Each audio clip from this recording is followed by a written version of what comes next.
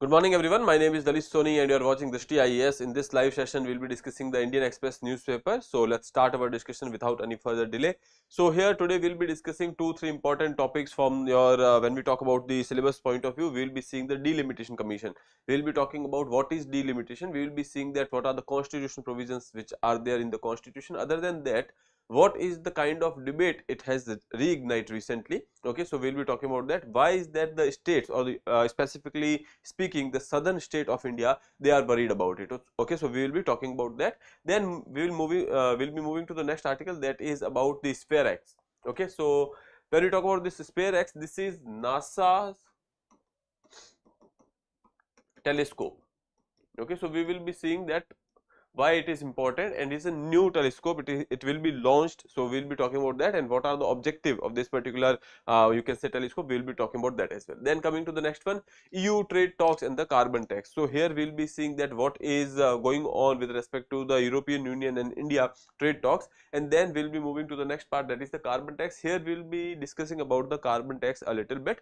Okay, other than that, we'll be discussing a PYQ as usual, PYQ of the day, and then we will be going through a map. Okay, here we will be talking about the contested islands in the South China Sea and the East China Sea. Okay, so we'll be talking about these islands. We'll be seeing that among which countries these islands are basically disputed. Okay, for your own read, there will be one article which will be covered in our in news program, so you can go and watch that.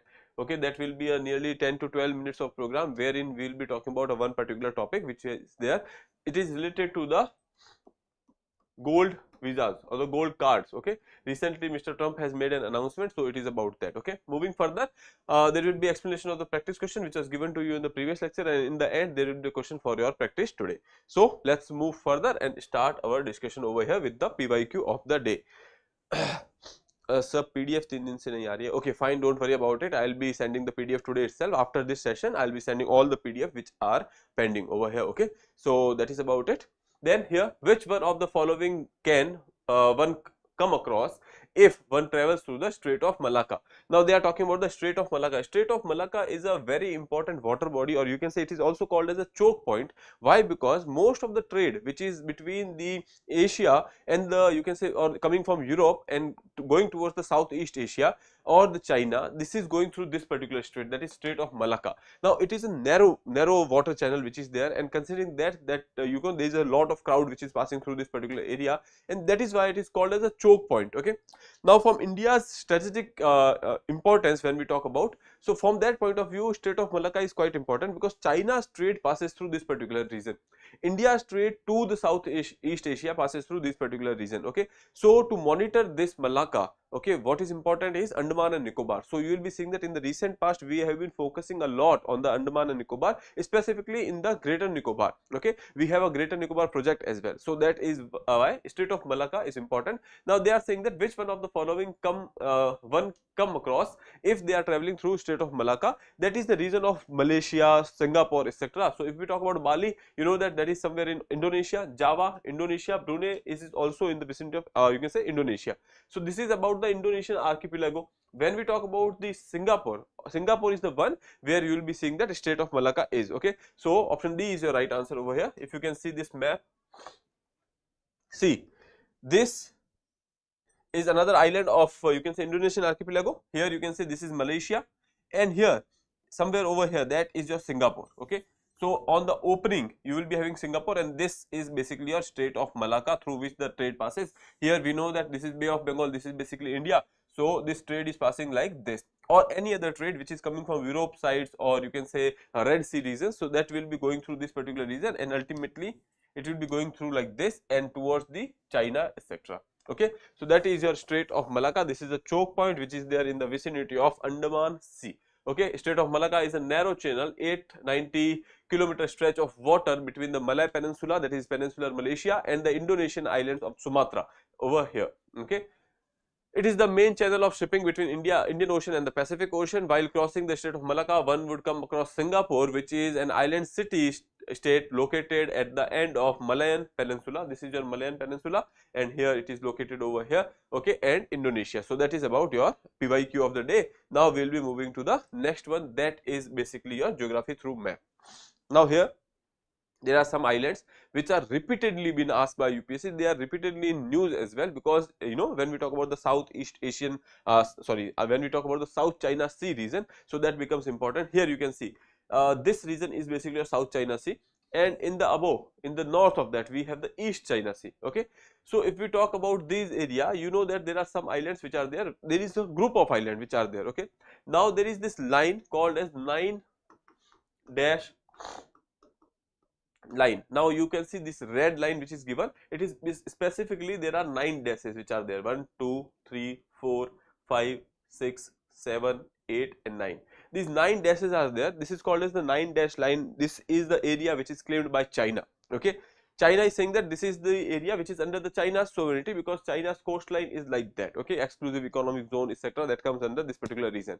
Now the thing is, the nearby countries like Philippines, like when we talk about this particular countries over here, like that is Vietnam, even the island that is there, that is Taiwan, all these countries are also saying that they are having their territories over here, because of which there are various islands which are contested between various countries over here. So if you look at this particular line over here, this is your China's line. Okay, now there is this Spratly Island. Okay, now Spratly Island is basically contested between China and you can say Malaysia, and you can see the Philippines.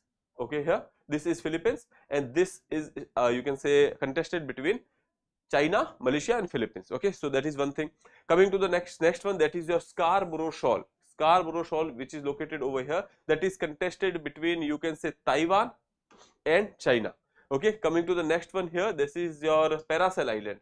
Paracel Island is quite important because that is contested by various countries. Okay, so that is one is your China, which is having the 9 dash line. Other than that, you will be seeing that this particular area, when we talk about this is basically your Vietnam. So it is contested between Vietnam and the China. Okay, coming to the next one over here, that is your Pratas Island. Okay, Pratas Island is basically contested between China and Taiwan. Okay, coming to the next one here, that is Senkaku. Senkaku Island is basically contested between the countries like you can say China over here, then Vietnam is Taiwan is also making some kind of claims over here, and then here you will be seeing that the islands of Japan are there, and so Japan is also making a you can say claim over here. Okay, this island is known by different names, that is Diao Island and Senkaku Island. Okay, one country that is basically China, that is called as Diao Island, and Senkaku Island is called by Japan. Okay, so that is there.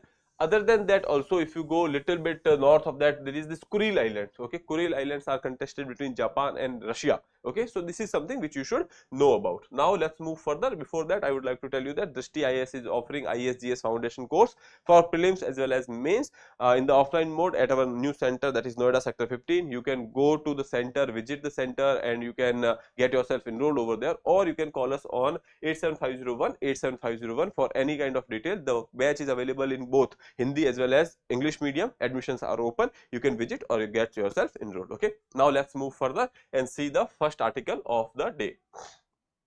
Delimitation and the South. Now recently what is happening is that in 2026, delimitation of constituencies and the seats in the Lok Sabha or the you can say assembly, these is basically you can say expected. Okay, it was said that the delimitation will be on the basis of the last census, and last census should have been the 2021, but because of the COVID, the 2021 census has been postponed. Now we are saying that we will be conducting the census and then we will be going for the delimitation. Now countries, when we talk about states, when we talk about the states like southern states, when Tamil Nadu, Kerala, they are concerned about it, because the concept behind the delimitation is that there should be a equal representation. Okay, if a state is there which is having high population, they will be having more representative. Okay, but what happens is that after the planning, when we talk about the family planning, etc., when we talk about the population control, the southern state has done it better. Okay, when the southern state has done it better, that means that their population is controlled. And when we talk about the northern states like UP, Bihar, their population is very high. Now considering that if the population high, representation will be high, so number of seats in the parliament will be high. Now that is why they are concerned that the South India or the southern states of the India, they will not be getting the adequate representation. That is their concern. Okay, so that is the issue between when we talk about the delimitation and the concerns related to the southern states of India. So that is there. We will be talking about that in detail. So let's see what is happening right now. So here you can say Union Home Minister Amit Shah addressed concerns regarding the proposed delimitation exercise, ensuring that no southern state, including Tamil Nadu, would lose a parliamentary seat on the pro rata basis. So basically what they are saying is that they do not have to worry about, they will not be losing the seats, okay. But how it will happen, that is not yet you can say sure. So that is why this debate again has come to the forefront, okay. Now let's see the constitutional provisions. Now there is the article 82. Article 82 says that there will be delimitation after each census, okay. After each census there should be a delimitation, but because of various concerns, and when we talk about this particular issue of the population control which rose way back in 1970s as well, at that point of time they have froze the exercise of delimitation, and they have said that they will be doing it in the later phases, and they have extended it in various times. They have extended it till 2026.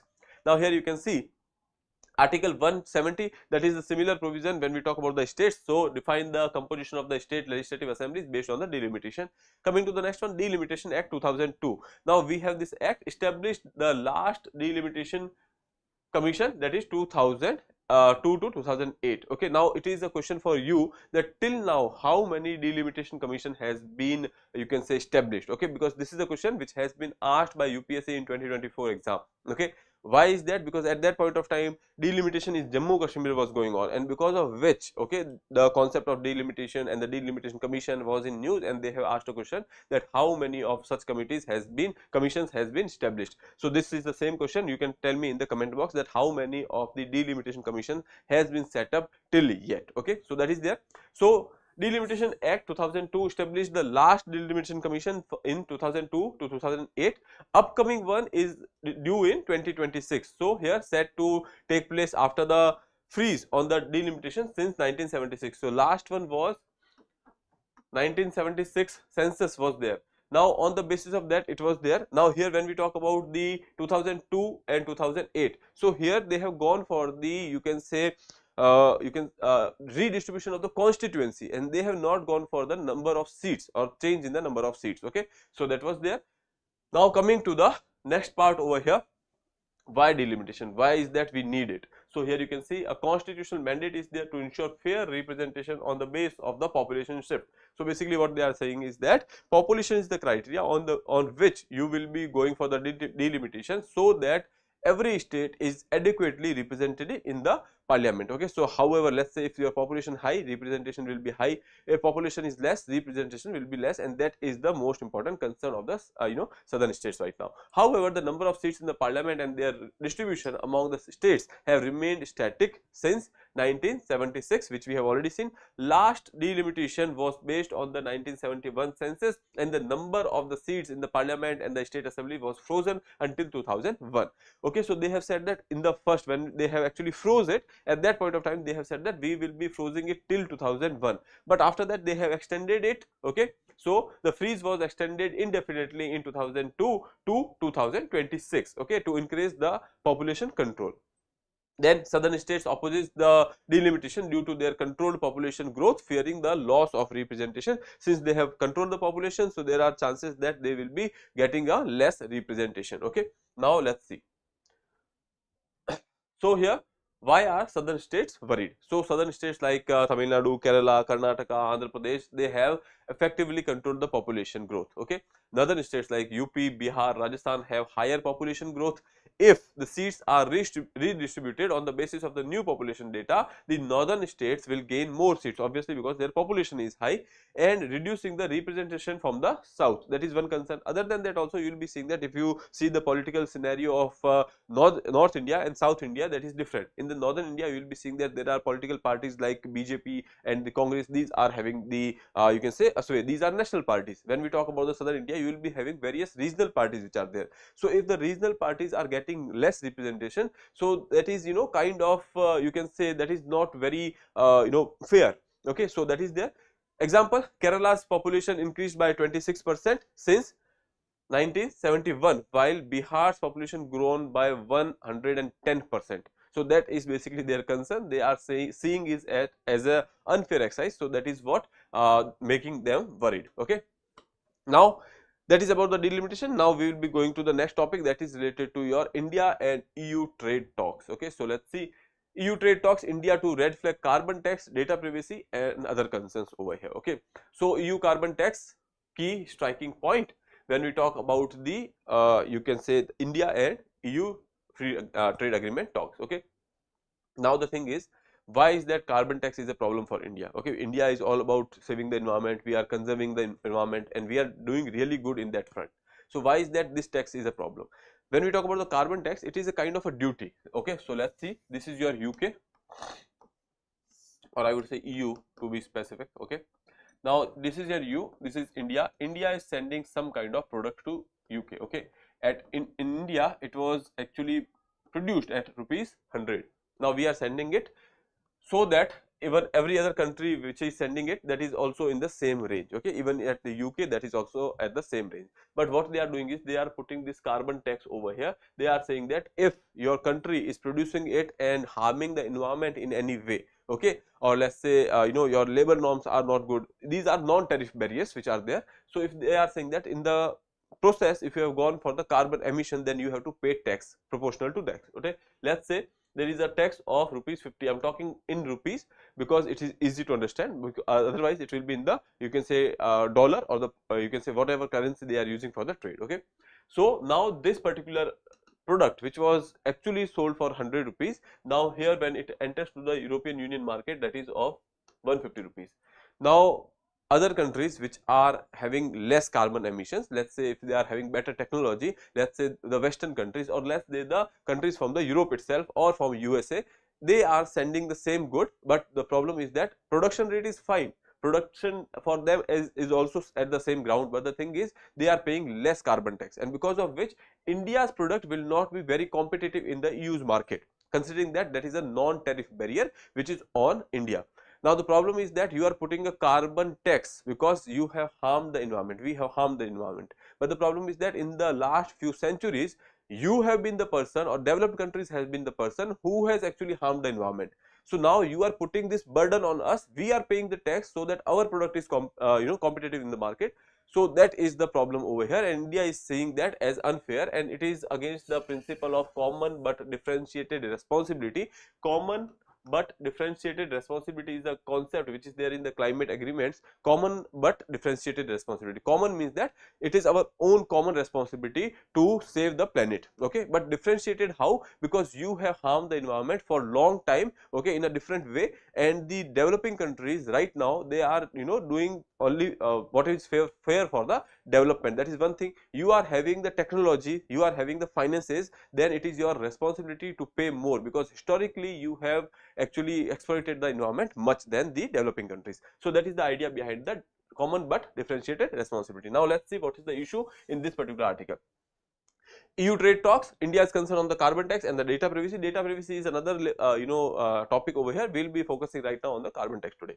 India is set to raise the concern over the EU's carbon border adjustment mechanism, that is CBAM, or commonly known as the carbon tax. Okay, during the trade negotiations, EU's CBAM aims to impose tariff of up to 30% on the carbon intensive imports. When we talk about the carbon intensive imports, that means that the imports which are basically somehow has emitted more carbon. Okay, so that is there. So industries like steel, aluminium, they will be basically here you can say at the target, and it is getting imposed from the January 2026. Okay, India is also concerned about the data privacy issues, which will not go into it right now, because obviously that data is the new oil. We have to you can say safeguard our own data, because we are supposed to have a data sovereignty on our data. Okay, so that is there. Now see, carbon tax. What is carbon tax? First let's see. CBAM is a carbon tariff mechanism introduced by the EU to reduce the carbon emissions from imports by taxing the carbon intensive goods. So they are trying to do what they are trying to do is that they are you can say not promoting those goods which are carbon intensive in nature, or which has gone for the more emission of the carbon during their production process. Okay, obviously if a good which is coming from the developing country, it will have gone for the more carbon emission. Okay, so that is kind of a indirect tariff which you are putting on the developing countries, because in your own country you are using the new technology, you are using the technologies which are going for the lesser carbon emissions. Okay, so basically by this non-tariff barrier, they are trying to reduce their imports. Okay, so that is one thing. So here you can see okay, so here you can see carbon tax. India's stand, if you talk about, so we are saying that it is unfair trade measure, because obviously it is against the common but differentiated responsibility. Other than that, also it is against the WTO's fair trade regulations, concerned that the CBAM could nullify free trade agreement concessions. Okay, if there is a free trade agreement concession and then you are putting a carbon tax over there, so obviously your imports are not very competitive, and because of which that free trade agreement will not be of any use. Okay, coming to the next one, making India's export less competitive, which we have discussed already. CBM could impose additional 20 to 35% tax on the steel and the aluminum imports from India. This could increase cost for Indian exporters and make their product less competitive in the EU market, which we have already seen. Now, what are the global, or you can say what is the justification by EU? EU is saying that CBM aligns with the WTO rules and extends its domestic climate regulations to import. Okay, so basically they are saying that we are going for the climate regulations. So that is one thing. This is how they are trying to justify it. Second is willing to discuss Indian concerns but consider CBM a key part of their climate policy. Coming to the next one, what is the global stand over here? So several countries like China, Brazil, Russia, South Africa have opposed the CBM, because obviously these are the countries which are booming right now. When we talk about China, China is the, you can say, second largest economy. When we talk about the Brazil, Brazil is also one of a exporter of various things. Okay, Russia, South Africa. Okay, so these are, and incidentally these are the BRICS countries. Okay, so that is one thing. Developing countries argue that the CBM is protectionist and shift the burden of the climate responsibility to them. Obviously they are saying that you have harmed the climate in the past decades, and now you are shifting that responsibility, that we have to pay the carbon tax so that our products are being consumed in your country. Okay, so that is what the idea behind the carbon tax, and we have discussed the issue. Okay, now coming to the next part, that is what to know about the NASA's new space telescope. Recently NASA is trying to launch, NASA will be launching a new telescope, and we will be talking about that. What are the key objectives over here? The name of the telescope is basically SPHEREx. Okay, spectrophotometer for the history of universe, epoch of reionization, and the ICES explorer. So you don't have to remember the whole name, okay, because that is the short form which is using, that is SPHEREx. We will be seeing that what are the key highlights over here. NASA is launching spectrophotometer for the history of the universe, epoch of reionization, and the ICES explorer, that is basically a SPHEREx, on 2 years mission to study the universe formation, galaxies growth, and the presence of life forming molecules. Okay, so these are the key objectives. Now we can expand it further, but the thing is you should know this particular line, because that will be, if they are asking you in the examination, they will be asking about the SPHEREx, what is it related to, okay, and which space agency has worked on it. Okay, now let's see key highlights. Mapping the cosmos in color. Now the photometer, if you talk about photometer or the spectrometer, these are something which is to spectrate or the observe something in the colors. Okay, if you can go for the, you can say, some of the pictures, you must have seen that there is very colorful elements has been shown from the space. Okay, that is to understand that when we talk about the space bodies, they are emitting different kind of light, they are absorbing different lights and reflecting different lights. So by that particular color photometry, you are trying to understand that which object is what. Okay, so that is there. So here SPHEREx will be mapping the universe in the optical and the infrared light, providing a 102 color image of the entire sky every 6 months. So that is the objective over here. This will help study the distant galaxies, star formations, and the cosmic structure. So basically they will be understanding what kind of bodies are there in the, you can say, space. Okay, so that is something, and their positioning obviously. Coming to the next one, understanding the cosmic inflation. Cosmic inflation, you can say that the expansion of the universe over here. The telescope will be measuring the cosmic inflation, a rapid expansion of the universe 14 billion years ago. Okay, what has happened during the time of, generally it is considered that there is a big bang theory. Okay, so that is there, that there was a very small particle with the you can say infinite mass but very less size. Okay, that has exploded, and then universe came. The initial phase was very fast. Okay, and after that, you can say the growth has slowed down, but universe is still expanding. Okay, that is a theory which is there. So the telescope will be measuring the cosmic inflation, a rapid expansion of the universe 14 billion years ago. By analyzing 450 million galaxies in 3D, it will help explain whether the universe is flat or curved. Okay, so that is something which is still a mystery, so that they will be going for the exploration. Then last is the searching for the life forming molecules. Now this is something which is very interesting.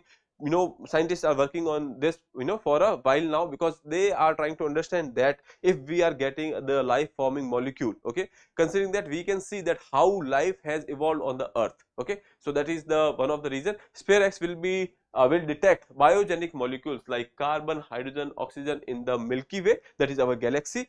It will help scientists understand how life essential molecules reach to the earth, okay. So that is about the new telescope, that is SPHEREx.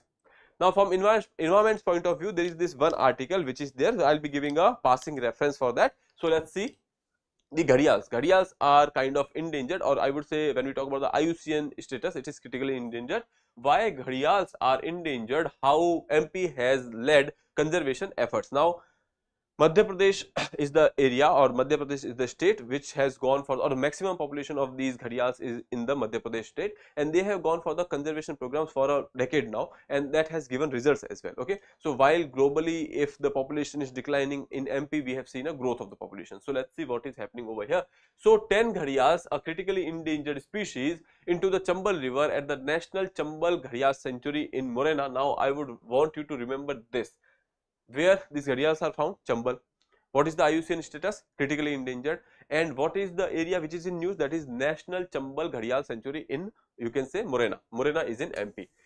MP has led a decade-long effort for the conservation of the crocodile. Today, more than 80% of India's gharial population is living in MP. So that is something, if they are asking you like this, that more than 80% of the population is living in MP, don't get surprised, because we are talking about a habitat that is mostly Chambal, okay. And if Chambal is the habitat, Chambal is flowing through MP and Rajasthan areas, so you should know that this can be a right statement. Coming to the next one, what are gharial? Gharial is a long snouted fish eating crocodile, okay. Long snouted, this is the snot, okay. And at the end of the snot you will be seeing a inverted pot like structure, and that is why it is called as gharial. Ghada is the word which is generally used for the pot, okay. So gharial is used because they are having this pot like structure at the snot. So that is there. Coming to the next one, gharials are sacred. Gharials are sacred in Indian mythology because it is generally considered as the mount of the Ganga. Okay, so here goddess Ganga is having a mount, that is your gharial. That is why it is having a religious and the cultural significance as well. So there are when we talk about their size, they are 3 to 6 meters when we talk about an adult male, and that will be 2.5 to 4.5 meters for a adult female. Gharial mate in winter. They are having a specific mating season. When we talk about lions, they do not have a specific mating season, because we have seen a question by UPSC wherein they have asked that lions do not have a specific mating season. So similarly they might ask about gharial as well. So that is something. And gharial is a species which has been asked by UPSC in previous years. So that is there are high chances that they might strike it again. So that is there. 3 to 6 meters, and we have already seen that gharials mate in the winter, that is November to January. Sandbanks and islands are critical to their ecology. Sandbanks and the islands, so they are coming on the continent as well. They are living inside the river, but they can come to the banks as well. So sandbanks and the islands are critical to their ecology between March to May. Okay, this is the mating season, that is your November to January, and from March to May they will be coming to the sandbanks and they will be laying eggs over there. They will be living communally over there, going for the nesting, and they may lay eggs over here. So here between March to May, as river levels resides, female gharial climb onto the exposed sandbanks and islands to the nest communally and lay their eggs over here. Parental care for the first few days will be given after the hatching, and then they will be returning to the river over here. Okay, river ecosystem also, there is one thing, they are going to clean the river as well. They are helping clean the river as well. So rivers ecosystem, by cleaning up the carrion. Carrion are basically your dead animals which are there, or the decaying animals which are there, decaying flesh of the dead animals, that is called as the carrion. Okay, why did the CM release gharials in the river recently? What 10 gharials has been, so 9 of them are male, one I guess 9 of them are female and 1 is male. Okay, let's see. Okay, sorry, 9 of them are male and 1 is female. So they have actually sent these 10 gharials over here to bolster the population of gharial in the state. Madhya Pradesh boasts the highest number of gharial in India. With 2024 census, the number is 2,456 in the Chambal sanctuary alone. Okay, so that is the case over here. Following a national decline of more than 80% in the Gharial population between 50s and 60s, more than 80% of the population has been declining, okay, in 15 and 60s, and now they have gone for the you can say increase in the population. Globally, Gharial population saw a steady recovery around 1997, but between 1997 to 2006 there was a decline, okay. But in India, if we talk about so we are doing good in MP. And when we talk about the countries like Myanmar and Bhutan, that is mostly likely to be extinct over here. And when we talk about the countries like Pakistan, Nepal, Bangladesh, they are having a very little population, okay, and that is also uncertain whether they have it or not, okay. So that is about the Gharial's population in the nearby area. Now, what threat do Gharials face? Obviously, one is overhunting, okay, they are hunted for their skin, eggs, and the or as trophies. Trophies is something for the ornamentation, like they are keeping the snout etc. for the display. So this is for the trophies, okay. Now second is the dam construction, whatever development is there on the river front when we talk about. So dam construction, irrigation, canals, siltation, river course change, embankment, sand mining, pollution, fishing, all these are another kind of issues which are there to the Gharials over there. Then coming to the next one, what are the conservation efforts? So if we talk about the conservation efforts, 1975 to 1982, India established 16 captive breeding and the release centers and the 5 Gharial sanctuaries. The species survive primarily in the 5 refuges, that is National Chambal Sanctuary, Katania Ghat Sanctuary, Chitwan National Park, Son River Sanctuary, and Satkoshia Gorge Sanctuary. So basically, Satkoshia Gorge Sanctuary, these are the 5 areas where you should be getting Gharial. I would suggest that please remember the names of these 5 areas as well. So this is about Gharial. Here you can see IUCN status, that is critically endangered. When we talk about the WPA Act 1972, Schedule 1 they are, and when we talk about the sites, it is in the Appendix 1. Okay, so that is about Gharials. Now we can move to the next part over here. That is for our own read. There is this article, how Trump's gold card, okay, US visa could work, what concern it raises. Okay, so recently there is the announcement which has been made by him that if you are having 5 million you can say dollar, so you can go for having this gold card. So this particular issue will be taken care of in the in news program today. So you can wait for that particular program and you can go through this in detail over there. Okay, I hope that is clear. Now let's see the practice question which was given to you in the previous lecture. What is the primary objective of Naksha initiative? Digitizing the urban land, rural land records. So that is wrong. Modernizing urban land records using the GIS technology. Yes, option B is your right answer. Yesterday we have talked about Naksh. Okay. Now for today's practice we have a question, when was the last delimitation exercise conducted based on the census data? So basically they are asking the census data on which the last delimitation exercise has been conducted, 1951, 1961, 1971 or 2001. So you can go for the answering over here. You can attempt the question and answer to me in the comment box. With that I would like to take your leave. One more thing, if you have not started watching the PYQ analysis yet, prelims is around the corner, so that is one thing which you should do. That is imperative for your examination, so that you have to understand the language of UPSC. For that we have come up with a series, that is the UPSC prelims PYQ analysis series. There is a playlist at our channel, you can start watching that. That will be a very high yielding series, because today only in the discussion I have told you many things which are related to your PYQs. Okay, so PYQ analysis becomes important for you. So with that we'll be seeing you in the next session. Till then, have a nice day. Thank you, and please don't forget to subscribe the channel.